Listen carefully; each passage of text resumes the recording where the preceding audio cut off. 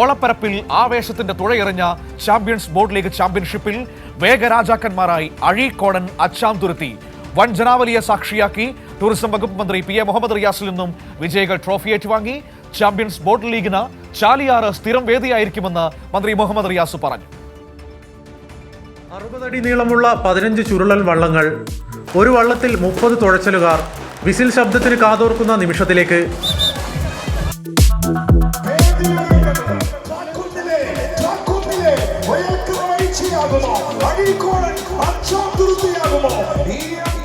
ചാലിയാർ പുഴയിൽ ഫറൂഖ് പുതിയ പാലത്തിനും പഴയ പാലത്തിനും ഇടയിലാണ് ടീമുകൾ മാറ്റുരച്ചത്.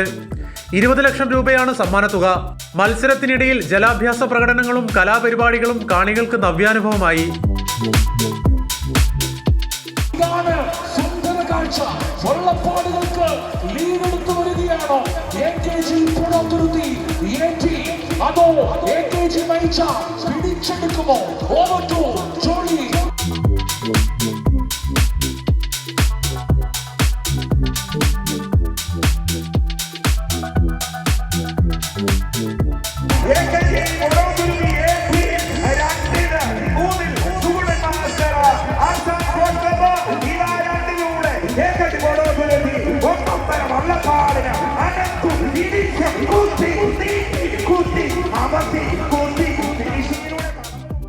മലബാറിനെ കേരളത്തിന്റെ പ്രധാന ടൂറിസ്റ്റ് ഡെസ്റ്റിനേഷനാക്കി മാറ്റാനാണ് സംസ്ഥാന സർക്കാരിന്റെ ശ്രമമെന്ന് വള്ളംകളി ഉദ്ഘാടനം ചെയ്ത മന്ത്രി മുഹമ്മദ് റിയാസ് പറഞ്ഞു.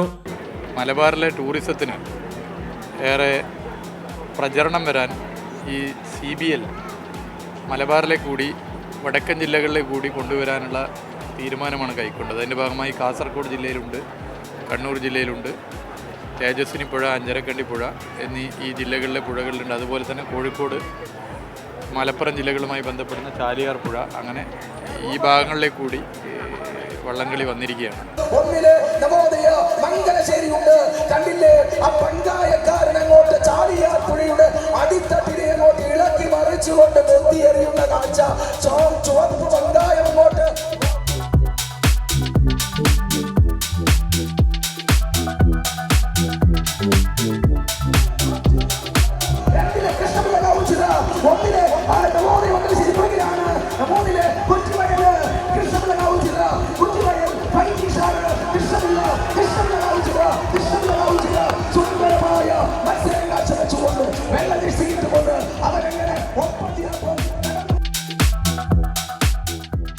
രണ്ട് മിനിറ്റ് 27 സെക്കൻഡ് 561 മില്ലി സെക്കൻഡ് സമയം കൊണ്ട് ഫിനിഷ് ചെയ്ത അഴീക്കോടൻ അച്ചാംതുരുത്തി കപ്പിൽ മുത്തമിട്ടു.